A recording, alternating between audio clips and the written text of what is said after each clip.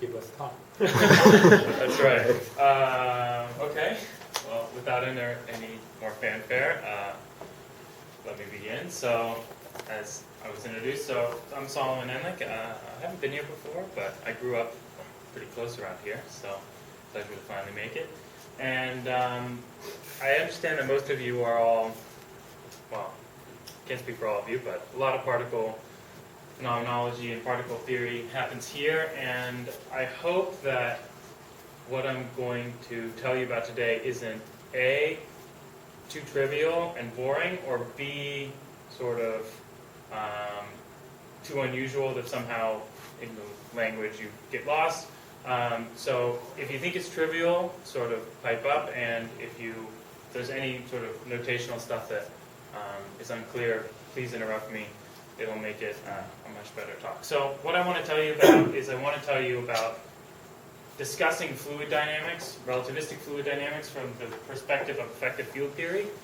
So quantum field theory language for a very, very old subject, and generalizing that to thinking about the spontaneous breaking of space-time symmetries and systems which do that.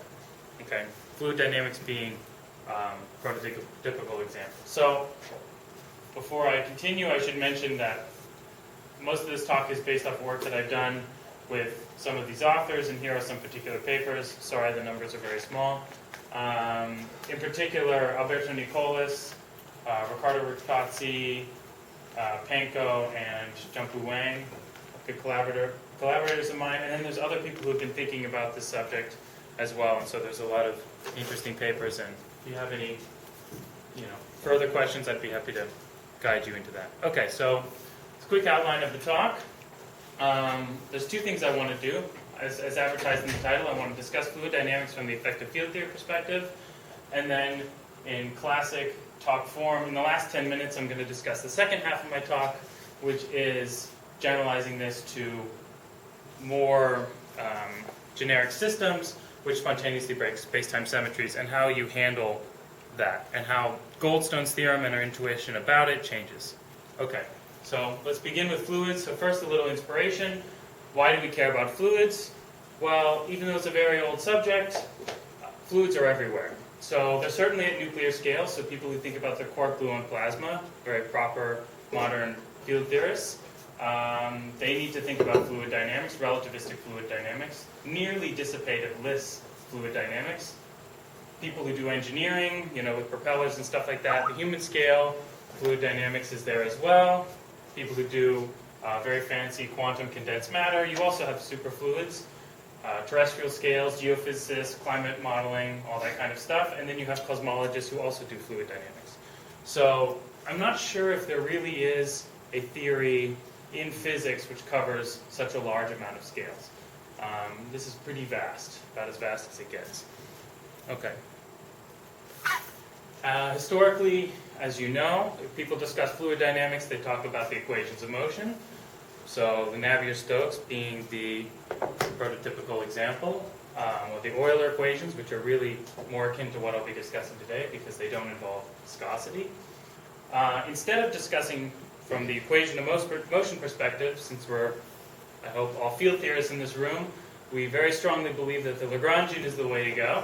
And we like it because it makes the symmetries manifest. We know how to quantize very easily with the Lagrangian, whereas the equations of motion, it's sort of difficult to go from F equals ma to a quantum mechanical system. And also, even if you don't want to do anything too fancy, but instead you want to confine yourself to classical computations, having Lagrangian is actually very convenient for doing perturbation theory. So we were sort of motivated by this beautiful series of papers, starting with this one by Walter Goldberger and Ira Rothstein, where they actually talked about point-like sources in general relativity. In particular, they were thinking about black holes and the gravitational in-spiral problem. So in LIGO and other gravitational wave detectors, they're really interested in, thousands of cycles of gravitational radiation in the in-spiral phase. We have two black holes sort of coalescing in order to get information about these objects, right? And so you need to compute things in general relativity to very high, what they call post-Newtonian order, which is basically a parameter given by the velocity of the black holes over the speed of light. And using sort of standard field theory language, they're able to compute observables very easy, where if you start with Einstein's equations and go from there with point-like sources, it gets very kind of cumbersome. In particular, there's classical renormalization because you're dealing with point sources, and this language makes it very easy to handle that. So, once again, if you're doing classical physics, especially perturbation theory, things like Feynman diagrams can be very useful, so we want to try and incorporate this.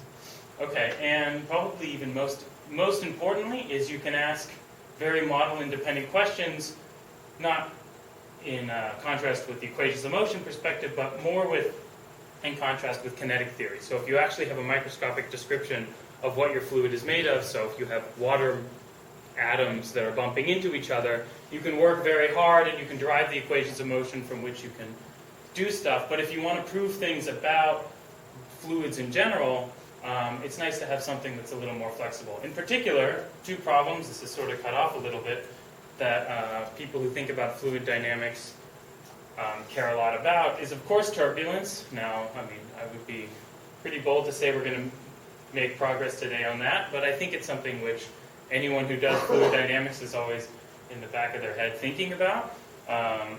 One of the classic unsolved problems of physics, and more recently, and probably more tractable, is this viscosity entropy bound, which, if you haven't heard of it, let me remind you, is a statement about the viscosity eta over the entropy density of a fluid always being greater. So this is a conjecture by Damson and others, 1 over 4 pi.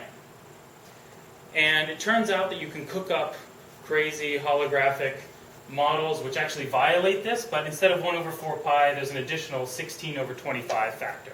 But in the end, you think that there should be some sort of bound. But all of, even where this number comes from, ADS-CFT, and there's some physical reasoning why people think it's a reasonable thing, essentially because the fluid that you construct there, because it's a strongly coupled system, the stronger the interactions are, the smaller you actually expect viscosity to be. And so in some sense, because it's this super strongly correlated system, coupled, you expect it to be as small as possible, and then they conjecture this. But the point is, you have these ADS-CFT models which conjecture this bound, but if it's really a true thing about nature, we should be able to prove it from the field theory side, which is, actually what real fluids are. They don't live in these spaces. So, anyway, so these are two things which, if nothing else happens, if we can say something about these, I think this endeavor is worthwhile. Okay. So let me just get to the punchline. Yeah. Oh, sorry. There we go. So the punchline. So for a perfect fluid, Lagrange description certainly exists. In fact, it was known for quite some time, but these people sort of rediscovered it in a different context. And you can take it very seriously as an effective field theory. So you have symmetries, you have spontaneous symmetry breaking, you have strong coupling scales, all the nice things that you like to do when you talk about effective field theories. This I will talk about. You can also ask questions about why, it's an interesting question, why there doesn't seem to be a well-defined normal fluid system at zero temperature. So there's those superfluids, there's solids, but there's no standard fluid, right? And you could maybe conjecture that there's something actually wrong with the effective field theory at zero temperature. That's an interesting thing in itself. If you want to read more about it, we wrote a paper about it, but it's probably getting a little off topic, so I'll just mention that it's a thing to think about. And then we'll discuss concretely how to do this perturbation theory, Feynman diagram expansion that I promised, which will actually give you something very interesting, which is the coupling of sound to the fluid flow itself. So if you begin in the incompressible limit, you can actually systematically incorporate sound, and you have a beautiful perturbation theory that you can control. Okay, and something else, dissipation is very important in the real world, especially for fluid dynamics, and we need to somehow figure out how to incorporate that, and I'll talk about some sort of foundational steps that we made doing that. Okay.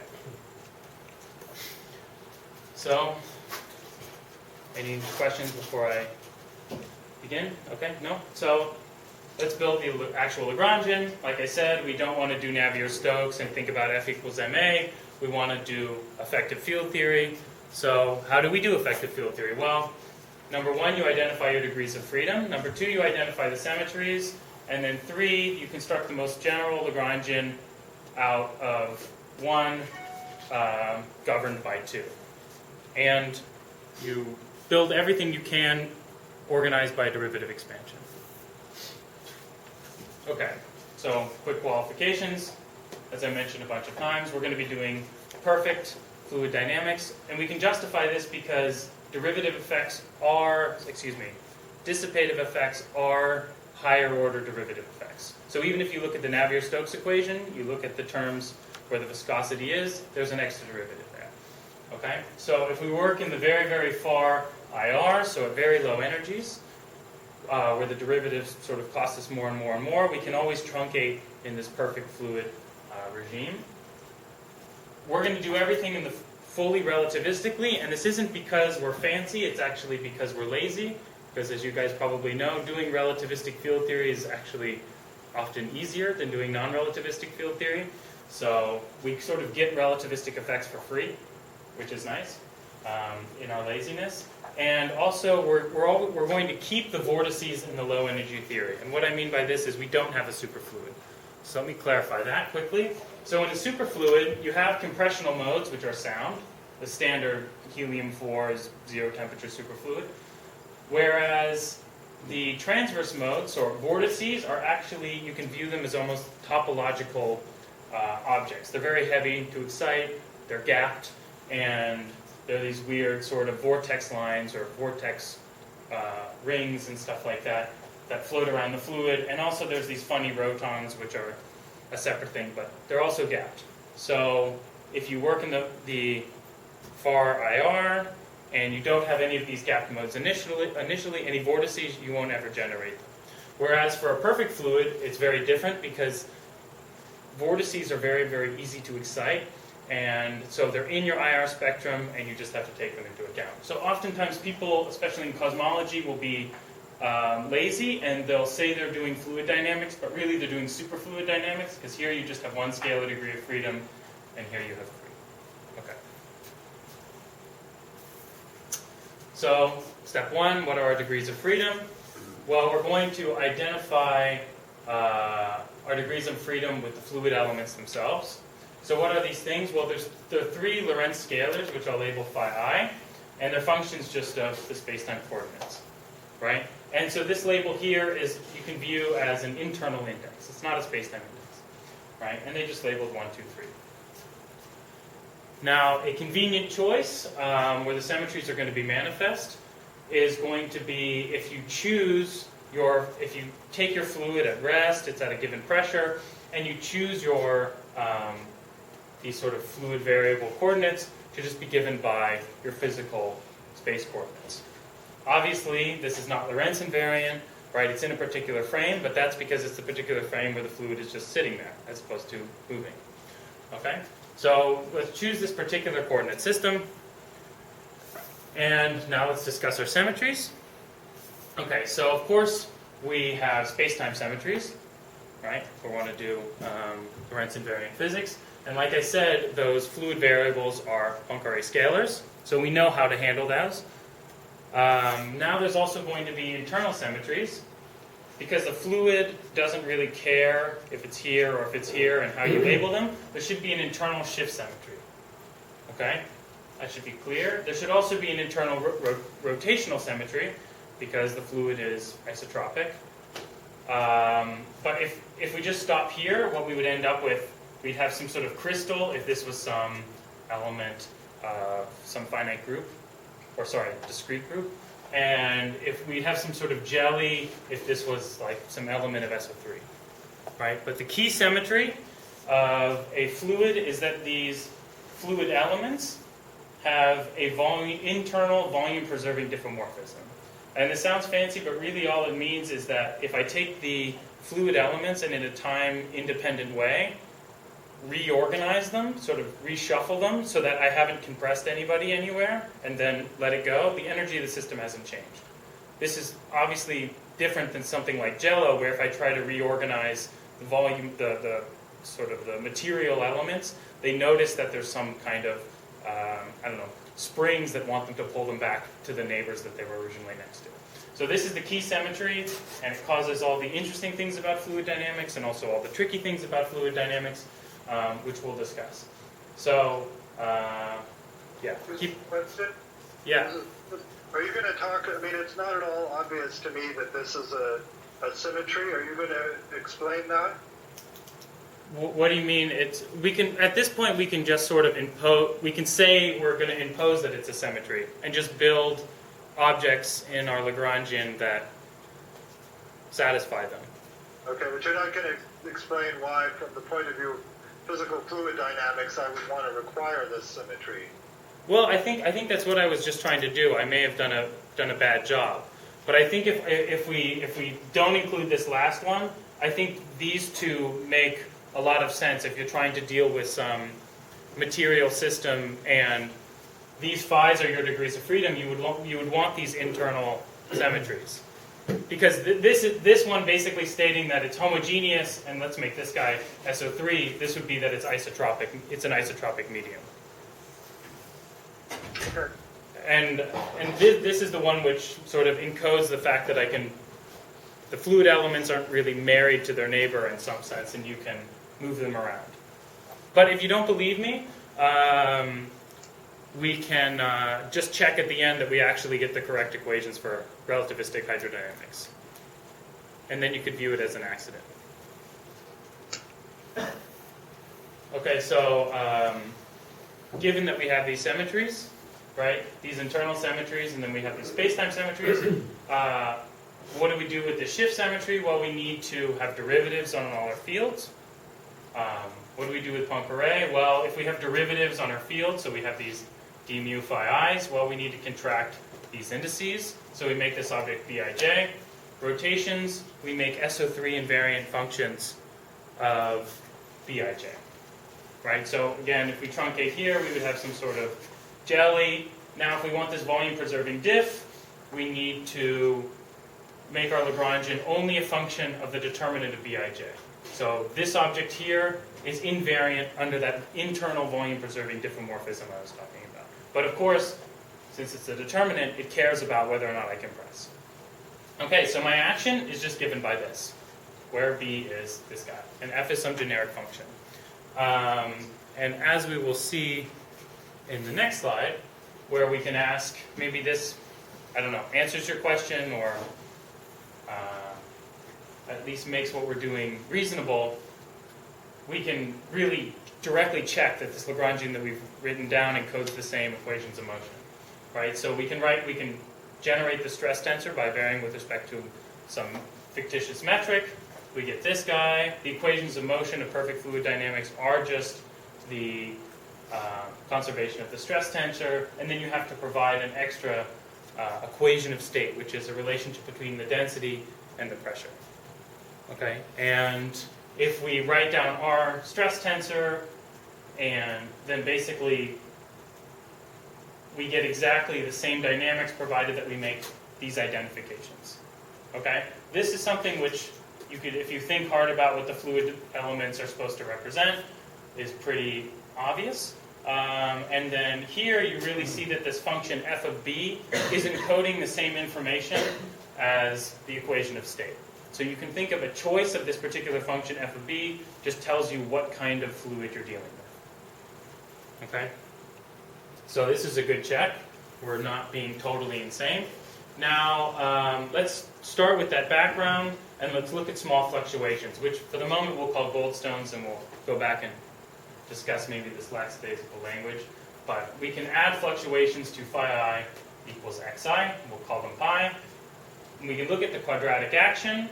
It's just given by this, where Cs is given by this funny combination of derivatives, which if you go back to the identification of p and rho with f and its derivatives, really gives you dp d rho, which is this equals Cs squared is something you'll find in standard fluid dynamic books, so this is sort of a good check. But you'll notice immediately here that the only sort of propagating degrees of freedom are the longitudinal ones, because the transverse ones don't have any sort of gradient term here. right? They just have this time derivative term.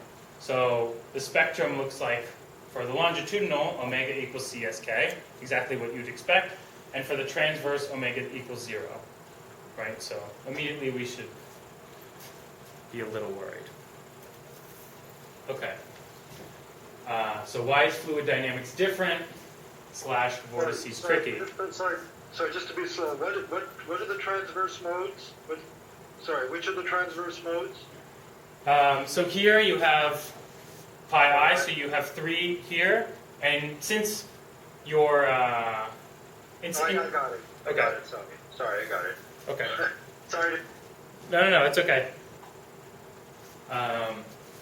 So one thing that's interesting about fluid dynamics is that, certainly it's hard, right? And one of the reasons that people say that it's hard is because it's nonlinear. So if you take a class in partial differential equations, people always use fluid dynamics as some prototypical example of, like, nonlinear PDEs are just hard. Now, but something else is happening in fluid dynamics that's more than just things are hard, right? Because in general relativity, it's also a crazy nonlinear PDE, but if you have a solution, you can add fluctuations on it, and you can just study those fluctuations. And in general, unless your solution is unstable, right, what you have is you have gravitational waves. And maybe they're crazy gravitational waves flying around a Schwarzschild or Kerr solution, but nevertheless, they're sort of under control, and you can do perturbation theory. Now, the problem with fluid dynamics is that if you have some background flow, even just the fluid sitting there, and you add perturbations, one of your perturbations are the sound modes, which are perfectly well under control, but the other perturbations are these vortex modes with omega equals 0, which is basically meaning that they just continuously grow, right? They don't exponentially grow, they're not necessarily unstable, but they just will eventually leave any linear regime that you have. So in no sense are they nice, well-controlled wave solutions that travel around. So perturbation theory in fluid dynamics is truly different. So, sort of to start that discussion again, one, you can start with the incompressible limit, so you can remove the sound waves in general. You can do this for any fluid because it's not a statement about the kind of fluid, even though your science teacher in 4th grade would tell you otherwise. Because really what it's telling you is it's telling you that so incompressibility is a measure of, essentially, as I say here, the pressure gradient needed to sustain any given density gradient, right? And if you have some flow, some velocity flow, and it's much, much less than the speed of sound, your fluid will appear incompressible. So for instance, if I move my hand through the air here, the air obviously just moves around, right? But if I move it, close to 100 kilometers an hour, you start to see that the air is very much compressible. And the same thing will happen in water, and the same thing will happen in dust and galaxies, and so on and so forth. Okay, so it is a dynamical regime, and not just a characteristic of one kind of fluid or another. And so you can always take this limit, and when you do this, the only thing you're left with are the vortex degrees of freedom. Okay?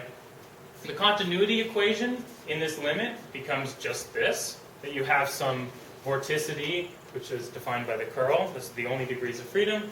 And the Euler equation is given by this. Okay? Nothing particularly spooky, but what's sort of funny here is that if you take the linear regime, you can see that here it's just 0. Right? And so, you're getting the same information from the dispersion relation, essentially, but that the dynamics are completely dominated by nonlinearities. So anything that isn't trivial is nonlinear. And so there's no nice perturbative regime that you can handle. Sorry, in what sense is that equation giving you nothing in the linear regime? The linear regime is what?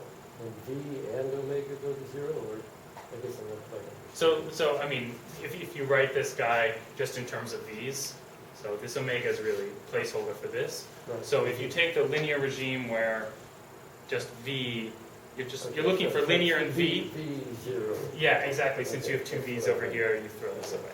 Yeah, sorry, it's not particularly sophisticated. Hold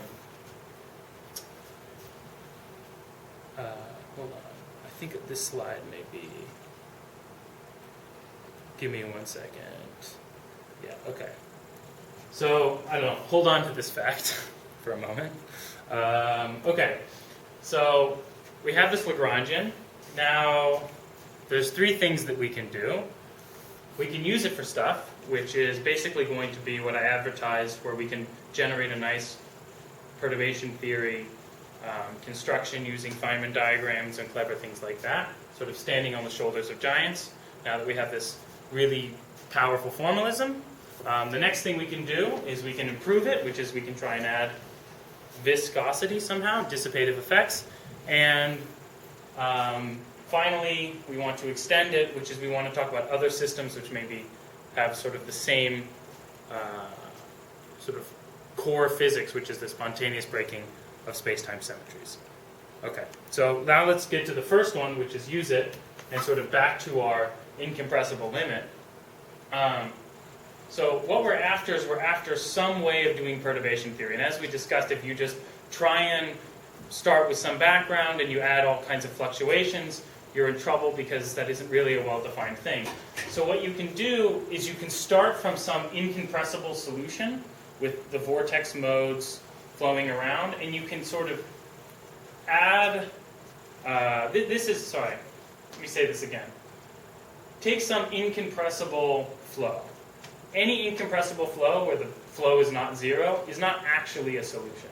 So it's unlike taking, let's say, the Schwarzschild solution and adding fluctuations. Really what you're doing is you're starting from somewhere which is pretty close to a solution, and you're trying to get to an actual solution.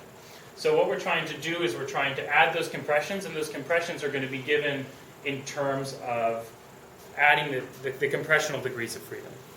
Okay. So said another way, given some vortex flow, we want to add in the effects of sound, and this will be an expansion around the velocity flow over the speed of sound, which is exactly the parameter that controls incompressibility in the first place. Okay.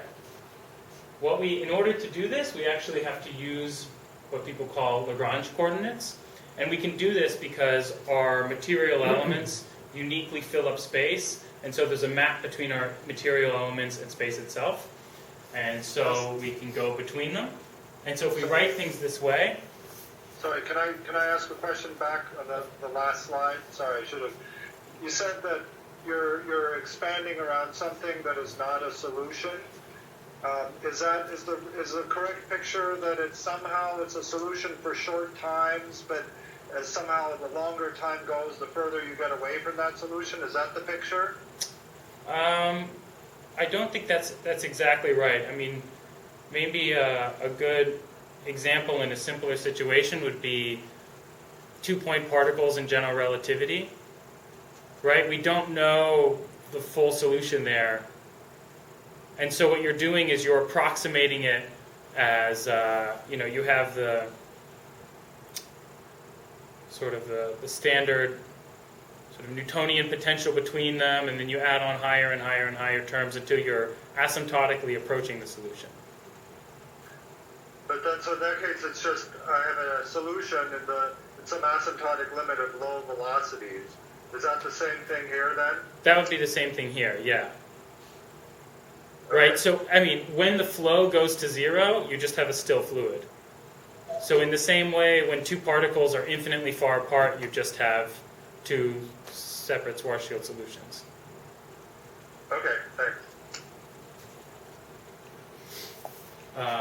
Okay, so we do this expansion where we have all the sort of vortex flow, and we don't know exactly what it is, we're just keeping a little placeholder there for it, and then we're adding longitudinal degrees of freedom, so the compressional degrees of freedom, and then we're just organizing the action by throwing this stuff into the full action and just expanding like we normally do. All right, so we have a bunch of terms. We have terms which are just have the velocity, which is given by the time derivative of this guy, which is the right thing because if I fix phi, the partial time derivative of this guy, because if I fix phi, that's really saying I'm looking at one particular fluid element, I'm looking at how it moves around as a function of time, right? So that's the velocity. And then there's also some stuff which only has the longitudinal terms in it, and that's going to be the standard quadratic action for sound. And then there's going to be some interaction between the two, and that's going to give us everything interesting. So this thing is really the very hard, impossible piece to solve for incompressible fluid dynamics. Sorry. So if you, sorry? Yeah, sorry to interrupt. Your first line, I don't understand your first line. How, in what sense, what's the picture where x is a function of phi? So there's a map between the spatial coordinates and the internal coordinates. So the internal coordinates are the labels of all the fluid elements, and because it's completely space-filling, they're totally invertible, right? Unlike something like a string or a brane, which only occurs, for let's say just a membrane, like a sheet of rubber in physical space, it only occurs in certain locations. Since this thing fills up everything, I mean, maybe I'm... What is the definition of x by t? What is the definition of this? Okay. Yeah. So it would be, maybe it sounds almost circular, but if you... Is this missing inverse of phi of x? Yeah.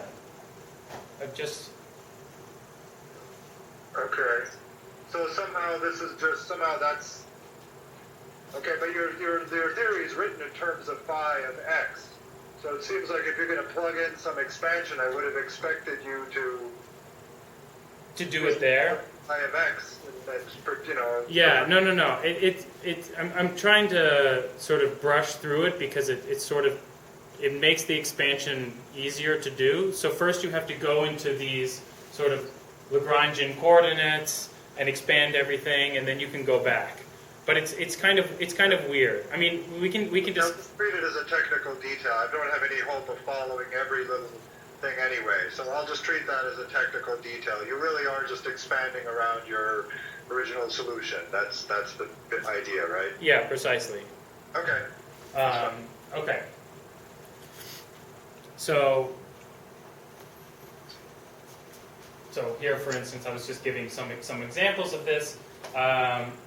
And I just wanted to point out that, for instance, in these interaction terms, you get some terms here, and then you also get terms which have factors of CS over C in them. And these I would call relativistic corrections, not because the flow itself is approaching the speed of light necessarily, because the flow, all that's important here is that the flow is slower than the speed of sound. So if you have like some crazy photon fluid, it can go 1,000 kilometers an hour, and it still looks very incompressible, right? So we're getting relativistic corrections, even though we're not necessarily allowing our flow to go fast. C is speed of light. Yeah, C is the speed of light, and CS is the speed of sound. And the V is the speed of... Is the typical velocity. Of the... Yeah, exactly. So in here it would be actually a function, but... So, I mean, pictorially, we just have standard Feynman diagram-like looking things, and so we can start calculating stuff, essentially. So, as far as we're concerned, it's a pretty new formalism, and it's a very nice way to organize calculations, and so we can do stuff with it. So in particular, we can ask, this is of course a cartoon, not like the Feynman diagram, we can ask questions like, what is the sound emitted by a turbulent source? So if we have some crazy vortex flow, what kind of sound does it emit? Well, again, we're always using this general relativity analogies because that's sort of where we got into this stuff. But you know, it's just like if we have binary pair of black holes and they emit gravitational radiation, right? And it turns out that the formula looks very similar. It's like a quadruple-like formula, and this was actually written down by Lighthill, apparently a pretty famous fluid dynamicist in the 50s. So we were scooped, if you will. But we have relativistic corrections, so you know we can sort of pat ourselves on the back. But we can calculate other things. So we can calculate sound scattering off of turbulence, right? The Feynman diagram here is pretty sort of simple. And the cross-section is given in terms of correlation functions of the vorticity. And what's nice about this is this means that if you're an experimentalist and you're studying some kind of system, you can actually send in fact, you use ultrasonic sounds to basically differentiate these two. Maybe it's a technical detail, but you send in ultrasound, and essentially you can get a diagnostic of the flow. So unlike taking an ultrasound of, I don't know, let's say a baby, where you're really looking at density changes, which give you the scattering of sound, it's a uniform fluid, but it's really the flow itself which is giving you the scattering. Okay, so we have a beautiful way of organizing these calculations. We can go to higher orders if we wish, all sorts of things. And unfortunately, we were scooped in '89. But, we have relativistic corrections, but, no one necessarily cares. But maybe even more interesting is we can now discuss the sort of off-shell phonons, right? The virtual phonon exchange between two vortex sources. So if you had something like two compact things, like little vortex rings in fluid or something like that, they're going to actually exchange. There's going to be some sort of pressure profile between them, and there's going to be some interaction between them. So it turns out that there is, if you have an ideal situation like vortex rings, the rings themselves are not actually the sources. What they are is the rings are placeholders for solutions which fill up all of space, which fall off like if the rings 1 over r cubed, the fluid flow. And so what they do is they actually sort of drag each other around in their fluid flow. Right?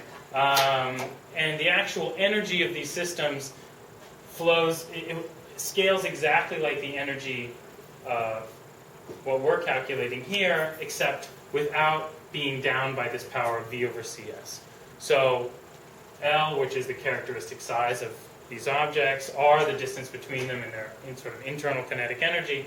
The potential between them due to what I would call kinematic dragging, which is the incompressible effect, is a power of Cs over V squared larger than this. But of course, as you get flows that are close to the speed of sound, these things start to become comparable. Of course, the calculations now need to be corrected, so on and so forth. But this is what we think is a new effect. I'm not sure if anyone knows. And certainly trying to do it from the Euler equations would be practically impossible.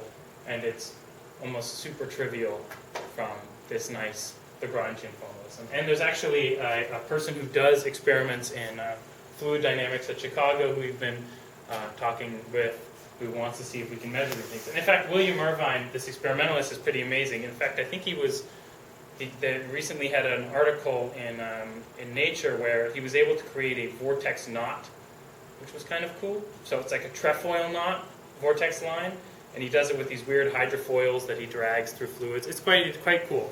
The V there in that last equation is which V? It's the typical velocity flow. The vortex? Yeah. Is it generically repulsive, or? No, it can be both. Yeah. Okay, so now we're moving on to point 2, which is how to make what we have a little better and a little more realistic.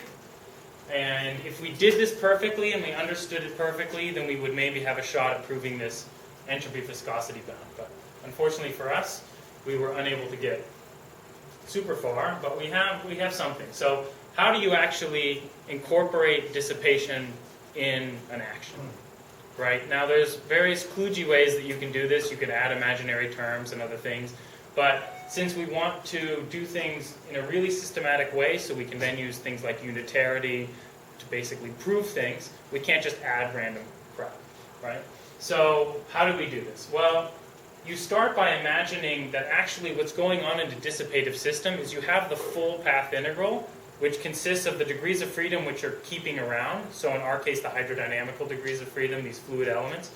And then you also have other degrees of freedom. So for instance, the location of all the water atoms right? And their orientation and all these other things. And what you're doing is you're pretending that you can sort of integrate these things out.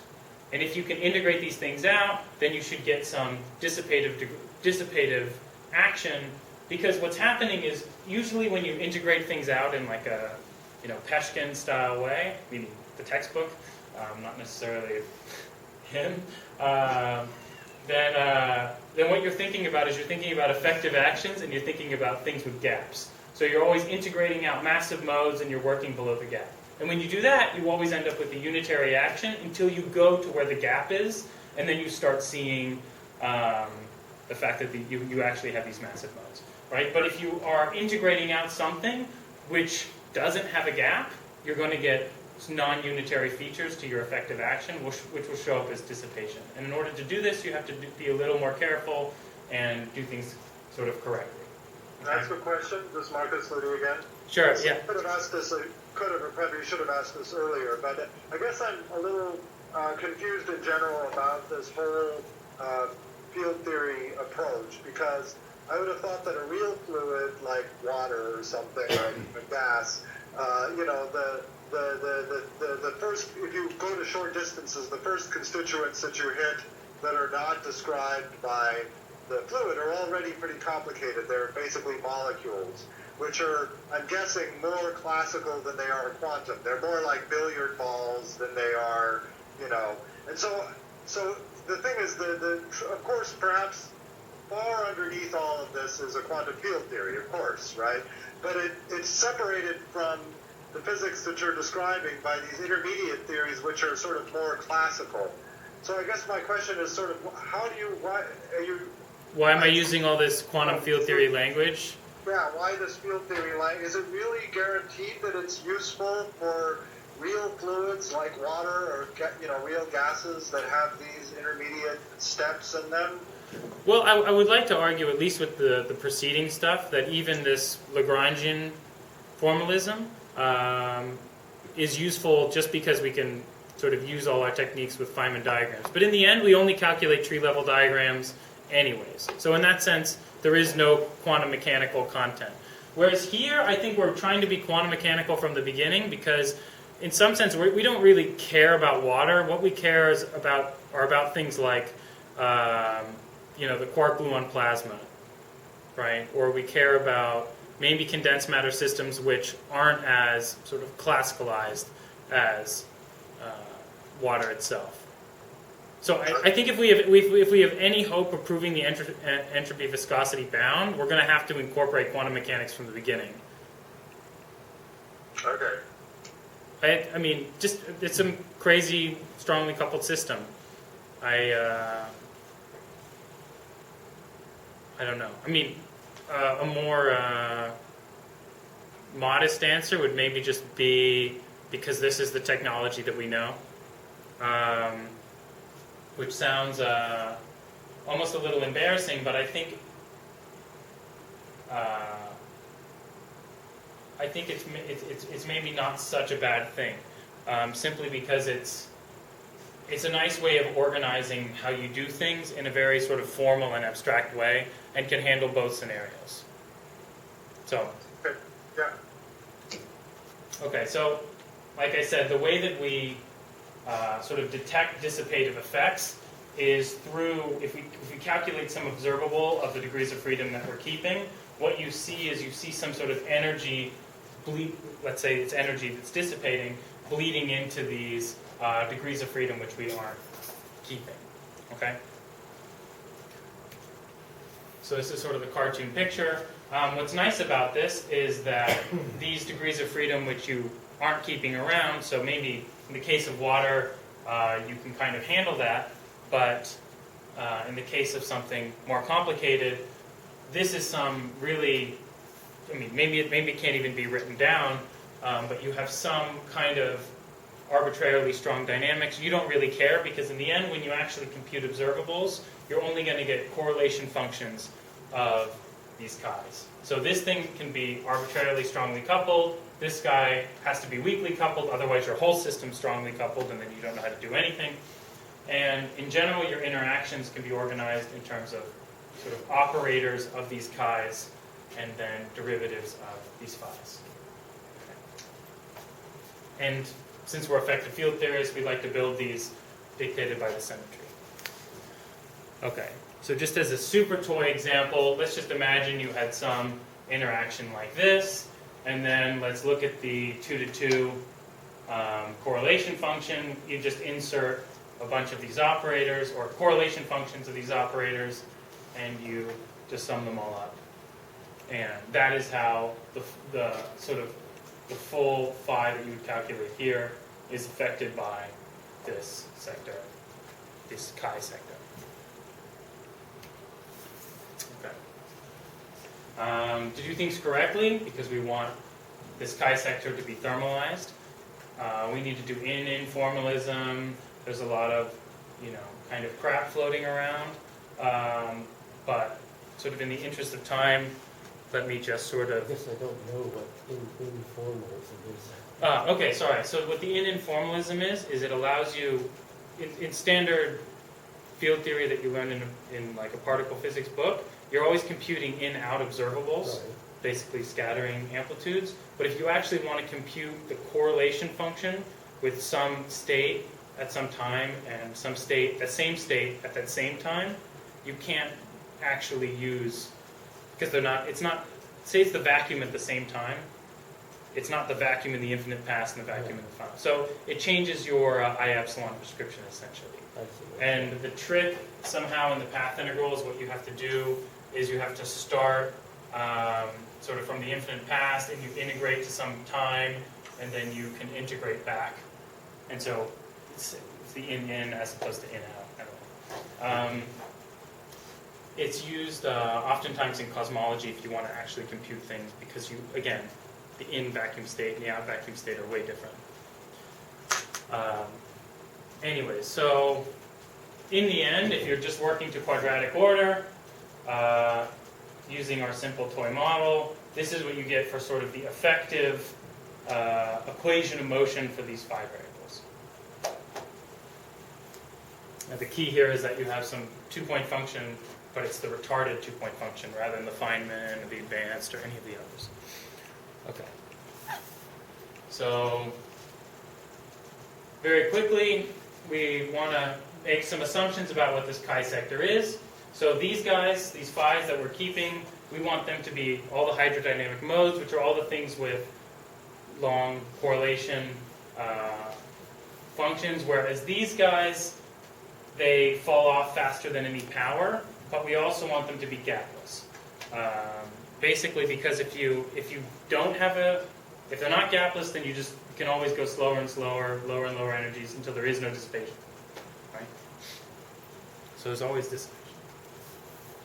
And what this means mathematically is that we can make the Green's function of these operators in Fourier space admits a Taylor series about the origin.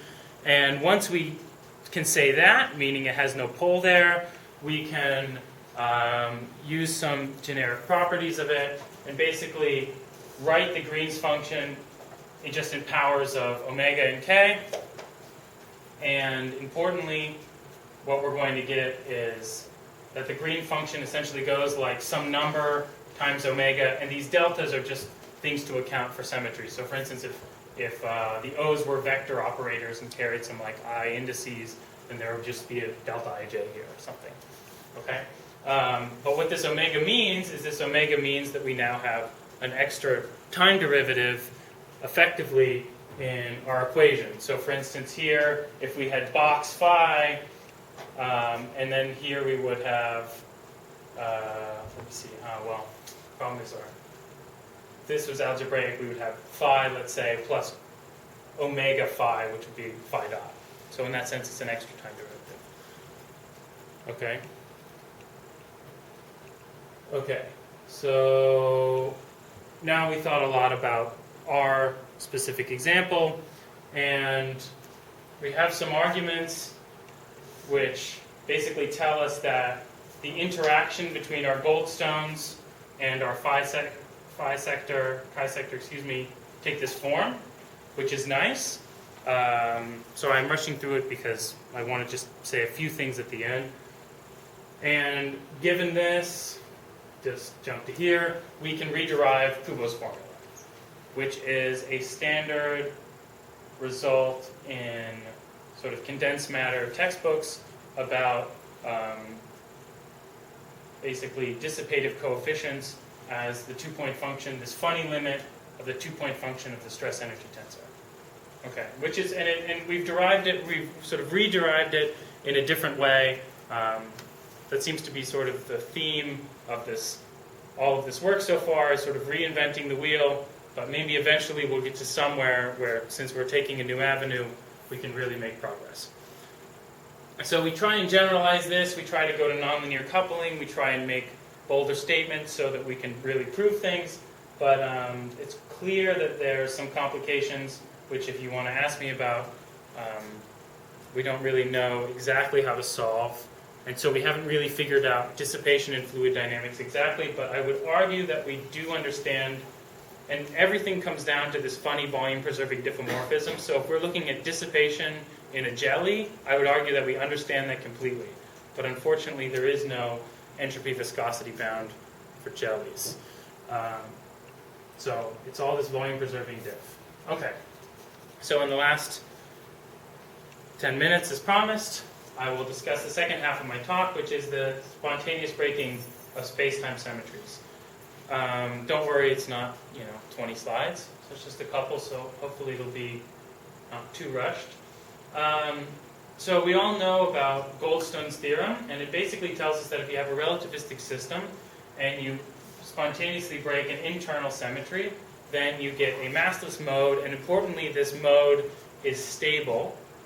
It's exactly stable, so it really means that it's an eigenstate of your interaction Hamiltonian, right? Which is a pretty powerful statement, given the fact that you could have some crazy physics which actually gives you that spontaneous breaking. So for instance, in QCD, you get the pions, but no one really, you can't write down how from the QCD Lagrangian you get the pions. Okay? So it's mechanism independent, it's a very powerful non-perturbative result. Now what happens when we relax this a little bit? So you break space-time symmetries, and you also break some internal symmetries. You would sort of expect that at least you'd still have some things like Goldstone modes, and you kind of do. One thing that's confusing about them is you don't seem to have a fixed number. They can have gaps, so they're not necessarily massless. Sometimes they can actually encode the same degrees of freedom, and so hence redundant degrees of freedom, and they seem to be sort of mechanism independent. So for the same symmetry breaking pattern, you can have different sets of Goldstones. Okay? So let's use our fluids sort of as an example of all of this and discuss how what kind of technology we use to analyze these systems. So at a given pressure, like I said, we can set our fluid to be at rest, and we can add some fluctuations, and we're going to call these pi's the Goldstones. Right? So here, it's clear that we have three Goldstones, three scalar degrees of freedoms, which we organize into one transverse vector and one longitudinal vector. Now, is there a way to construct exactly that same action? So if I took that f of b, which was the fluid Lagrangian, and just plugged this in and expanded in terms of pi, and then threw out all the constant parts that came with this thing, is there any way to construct that Lagrangian just from the symmetries alone? And Oygevetsky, if I'm pronouncing that correctly, in the 70s was worried about the same problem, not with fluids necessarily, but with spontaneously broken spacetime symmetries. And it turns out that you can almost construct it, which I'll clarify in a second. So what you do is you use the Coset construction, which is exactly the same construction that you do to generate the pion Lagrangian, but instead you have to add a couple extra new ingredients. So again, you identify the symmetry breaking pattern. So G, the full group, goes to a subgroup H. You organize things in terms of unbroken generators. This is for the particular fluid case that we're dealing with.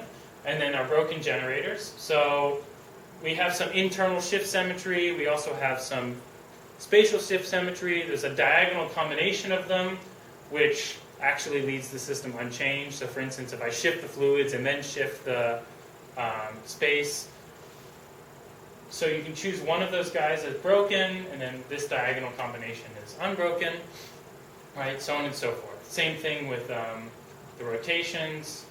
And it turns out that you can parameterize, it's enough for the volume-preserving diff to just consider the internal special linear transformations.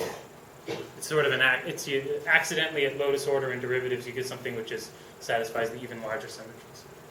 Okay? So that's the symmetry breaking pattern. That's G to H. It's the first step in the Coset construction. But already you notice you have sort of too many goldstones. So if you try to do the Coset construction a la Weinberg's field theory book, you would immediately be confused because you have three, and then you have a whole bunch. I forget if it's exactly 9 or probably less, probably some constraint. So anyways, there's too many. So you're confused. But we proceed anyways, right? So you parameterize your coset by this thing here. You make this thing called the Morrow-Cartan form, which is basically a sneaky way of generating the objects which you desire, which are things which transform, secretly transform, they transform linearly under the full symmetry group G, and they're made out of the goldstones which transform non-linearly under G. Okay? So you get a whole bunch of different objects. So this thing here goes in the metric to give you a nice invariant measure. This thing here will give you things that you can couple to extra matter fields, just like you do in the normal Coset construction if you want to couple pions to some other thing. And then these are the pieces. These covariant derivatives are totally nonlinear things that go on forever, and they are the ingredients of your Lagrangian. But as we said, we have too many degrees of freedom, too many goldstones, and as these guys figured out in the 70s, what's really going on is that some of these goldstones are actually counting the same degrees of freedom. So forgetting about the fluids for a moment, think about a point particle. So a point particle spontaneously breaks translations. It also spontaneously breaks boosts. But of course, a point particle only has 3 degrees of freedom, right? So what's happening? Well, a boost is really just a time-dependent translation. And so in some sense, if I'm thinking about fluctuations where I'm acting with some boost on the VEV, which is just the particle sitting there, that really is the same thing as just acting with some time-dependent translation on that VEV. So they're encoding the same information, and so I should eliminate them. So it's kind of a rule of thumb that tells you which ones should be eliminated, and it's that you take the commutator of the unbroken translations with some broken sort of piece of the Lie algebra, and if you get something else, then it turns out that there'll be some constraint equation which you can impose, which will eliminate one goldstone in favor of the other. But algebraically what this means is it means that the covariant derivatives that you had were not all just derivative objects, that some of them contain algebraic pieces. So for instance, you'll have something like eta I plus di pi plus blah blah blah equals some, let's just call this di of pi. So this means the covariant derivative of pi. And if I set this thing equal to 0, then I can solve for eta I in terms of a derivative of pi. Right? Of course, if there was a derivative here, then I need boundary conditions and all that kind of stuff. But if I don't have a derivative here, then I can algebraically solve for one of them in term for the other. And that's what this thing encodes. Excuse me. Okay, so if I do this for the fluid dynamics, I see that I have 2 such relations. I have 2 constraints, I impose them. The only thing I'm left with is this guy, and also d2, pi 2, etc. But they all equal the same thing. And so if I write down the most general Lagrangian just as a function of this, it actually turns out to be equivalent to that original one we wrote down with the phi's and everything. But it's pretty non-trivial to see. But it's true. Okay, so if fluids dynamics works that way, what other things can we do? Well, one thing that's nice about this is people have been breaking various SU blanks and SO blanks for like a very long time, right? And various combinations of them into various other groups. And whole careers have been made. But now we can also play with all the space-time generators. And so some of these things, like for instance the point particle, you can write down immediately, and it's interesting in its own right. But of course the action for the point particle is pretty well known. But some things there's some things you can write down which seem to make physical sense, but don't seem to be well known. So for instance, some of my colleagues have been playing with something they call a framid, which is something which breaks only boosts, right? And it turns out to be this really weird system, and they think it maybe has something to do with liquid crystals. I don't really necessarily know, but they're interesting, they have different properties, they're very rich, the physics of them is very rich, and they're very well defined. And they can often come from situations where it's not easy to identify what the UV physics is. So for instance, if a point particle, you can think from the perspective of some relativist, and it's very clear that you have to write down this world line action, and then you can expand around the point particle sitting there, right? But if the physics is very complicated, and you can't start from some up-down perspective, this is a way to make progress, right? So there may be some systems where people haven't discovered them simply because they come from some strong dynamics. Who knows? And also, this inverse Higgs thing, which I kind of glossed over, and I said, oh, this is how you eliminate these things. These people figured it out in the 70s. Well, there's a lot of statements there, but there's not a lot of when you should do this, should you always do this. It's certainly, if you have a constraint that satisfies the symmetries of your system, you can certainly impose it, but you shouldn't necessarily always impose it. So for instance, I can always set all my fields to 0, but I don't do that, right? And so there's a lot of statements like, well, because this is a covariant constraint, we will impose it, right? And it turns out that there's some systems where you shouldn't impose it, and then these extra goldstones, like this eta here, are physical. They're not sort of redundant degrees of freedom, but they have gaps, and you can figure, there's systems where the symmetry breaking scale and the gap itself can be widely separated, and so for very low energies, you can still have them in your theory. Also, there's basically, I think we've done a lot of work to clarify the systematics of these kinds of constructions, and it's pretty interesting because they're real physical systems, and it's tricky. And if you want to ask me more about it, I'd love to talk with you guys. Okay, so in the interest of you guys getting out of here on time, let me just conclude. So we have this new language for fluid dynamics, which at this point is still very preliminary, but one thing that's nice about having a new language is it offers new questions. So instead of just going to the standard relativistic field theory books, learning it, and just trying to be stronger than everyone else, if you have a different way of describing things, some questions are, number one, obvious to ask, and number two, maybe easier to answer. So we're not hoping to be better in every way, we're hoping to maybe just get a new angle of attack. And hopefully, maybe even new measurements. Now, the real embarrassment / work to be done sector is really dealing with dissipation. I think there's more progress happening there. It's certainly not a dead end, and I think it's the right way to do things, but it just apparently is very hard for fluids and pretty much easy for everything else. And there really are applications to all of this stuff. So for instance, as I'll show you in the next slide, one thing we didn't talk about was things like solid inflation or the effective field theory of inflation, which are best understood probably using this language.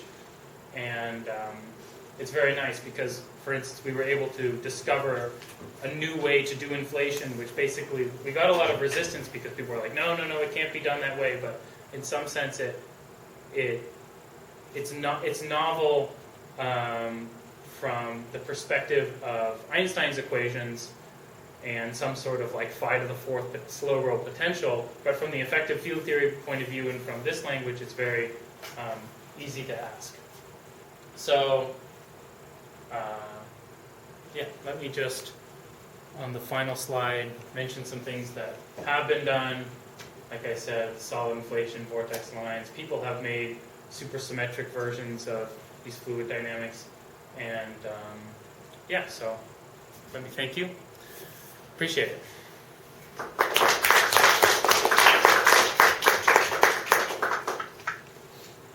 Okay, that was fast. Any questions?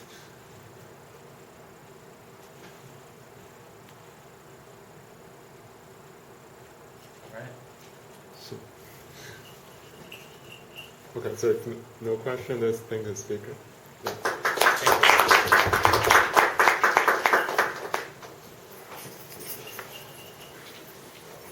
This is Marcus. Can you hear me? Yeah. Hey there. So I should be able to be in the next half hour or so. So I'll come and look for you. And Okay, I'm just at the end of the hall. okay. All right. I think it'll be easier. I have some questions. I think it'll be easier to talk about. Yeah, of course. I'll see you soon. All right. All right, ciao. Yeah, I'm signing off. Thanks. Enio, thanks a lot for setting this up. I appreciate it. Oh, no Okay. problem. Okay, see you guys. See you.